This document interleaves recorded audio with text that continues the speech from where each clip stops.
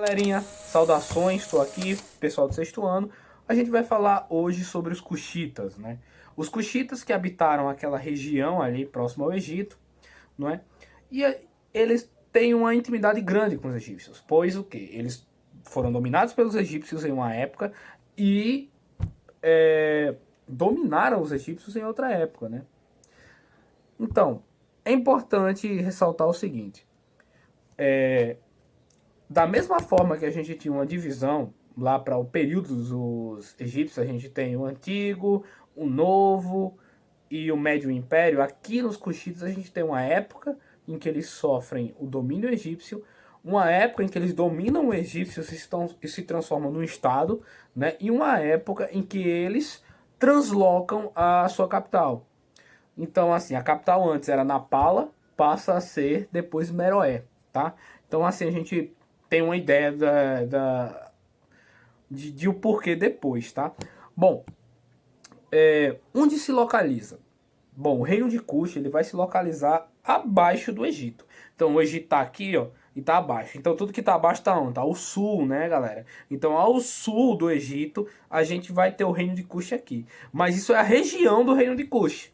Essa região onde está o reino de Cush a gente chama de Núbia, tá? Então, onde está o reino de Cush? Está na região da Núbia.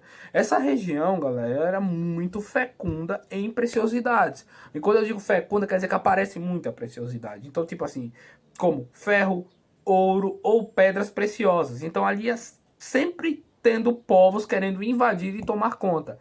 Mas os cuxitas eles foram felizardos em conseguir manter um poder naquela região. Só que, claro, eles são dominados pelos egípcios em seguida, né? Bom, as cidades principais do reino de Cush eram Napala, que era uma cidade pecuarista. Isso quer dizer que havia uma criação ou de bois ou de cavalos, de animais, e quanto que Meroé era uma cidade em que você tinha uma economia agrícola e economia de comércio, tá? Então, eles mantinham comércios com vários povos, como por exemplo os próprios egípcios, os sírios, os persas, os indianos. Então aí você tinha, no caso, uma grande influência desses povos, certo? Sobre os cuxitas. Então você tem ali uma passagem de cultura, né? Só que essa passagem só vai ficar mais forte quando os cuxitas eles dominam o Egito, tá? Então assim, a influência egípcia chegando agora ao domínio cuxita foi tão grande que nós temos deuses em comuns, no caso eles tinham, né? Deuses em comuns, arquitetura comum, os cuxitas também faziam pirâmides, ainda que as pirâmides dos cuxitas fossem mais íngremes e menores, ou seja, elas não são lisas. O bloco de arenito e ele não é liso, ele é mais íngreme, certo? E também a forma de criação de cidades também. Eram bem influenciados pelos egípcios. Bom, mas o que acontece quando os cuxitas eles dominam o Egito? Em suma, os reis cuxitas eles eram chamados ou passam a ser chamados no Egito de faraós negros. Tá? É um período de domínio. Os egípcios não gostam de lembrar desse período. Eu não gostava, né? Já que o tempo histórico, a partir das evidências, a gente encontra muitos monumentos cuxitas da época de domínio no Egito quebrados. Porque o Egito, eles não gostavam de lembrar que foram dominados pelos egípcios, pelos cuxitas. E você tem, por exemplo, a arquitetura que mescla as duas. Tem uma do rei Taharka, que foi um importante faraó negro cuxita, que você tem uma escultura egípcia com feições que, no caso, como o povo cuxita ele se parecia muito entre si, você consegue determinar, tá entendendo? O que é um egípcio, que é um cuxita, pelo rosto, né? Os antropólogos eles conseguem traçar isso. Então, assim, você vê esse exemplo, certo? Então, na 25ª geração dos faraós negros, eles dominam o Egito, tá? Bom, eles vão exercer um nível de governo, tá? Esses faraós negros. E tem uma coisa bem importante aqui, galera, que talvez seja a coisa mais importante para você levar dessa aula. Durante o período cuxita, as mulheres têm uma grande influência no reinado. Elas têm tanto influência nos cultos, quanto na economia, quanto no poder militar. É tão grande a influência que vai chegar um momento da história, que é na parte greco-romana, vamos dizer ali, que vão ser chamadas as governantes do povo cuxita ali no Egito de rainhas-mãe. Para você ter uma ideia. Elas, então, assim, o mesmo peso que o faraó negro tinha, a rainha-mãe tinha, certo? Que a rainha-mãe é chamada de Candace ou Cantaque.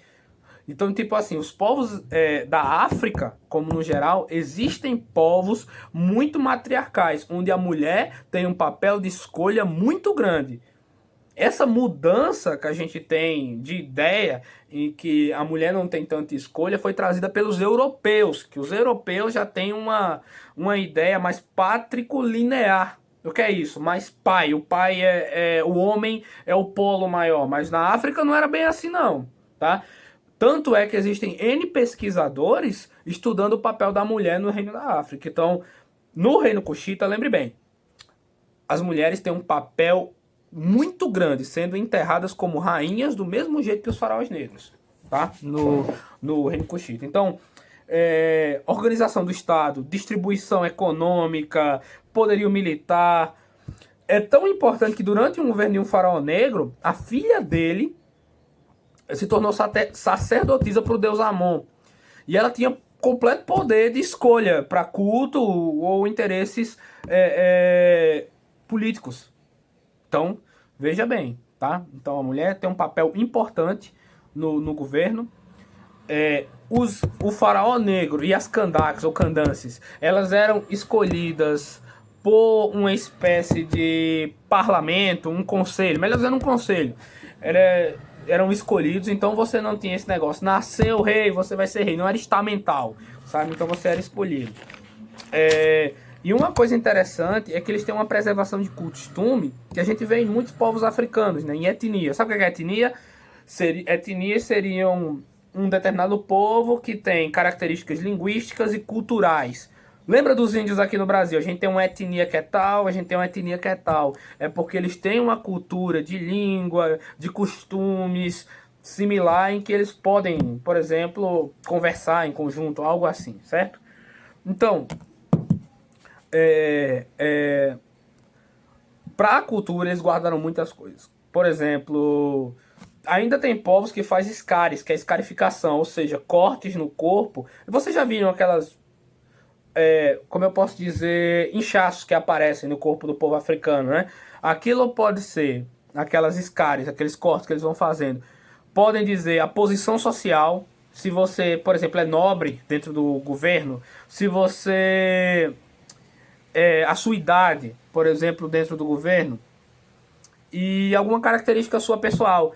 É tipo o pessoal que faz Libras, às vezes não tem um sinal só para você, pronto, a pessoa teria alguma coisa só para ela, algo assim, né? A gente tem, por exemplo, uma coisa legal que já foi encontrada dentro das pirâmides também dos Kuxitas, foram os Shaubat, que seriam como se fosse sarcófagos. Na verdade, nem sarcófagos, seriam estátuas representando os serviçais. Tipo, quando tá lá o rei, o faraó negro e a Candace, você tem várias estátuas de madeira, pedra, marfim, que representam os súditos. Ou podem ter de animais também, representando o quão próspero foi o governo. Uma característica também nos Kuxitas é que quanto maior a pirâmide era, mais longevo era aquele governo. Isso quer dizer o quê? Mais duradouro. Se um faraó passa muito tempo no governo, maior vai ser sua pirâmide. Certo? Bom, então lembrar, no último governo, o que aconteceu? Foi translocado, na última fase, a capital era Napala, passa a ser Meroé, tá bom?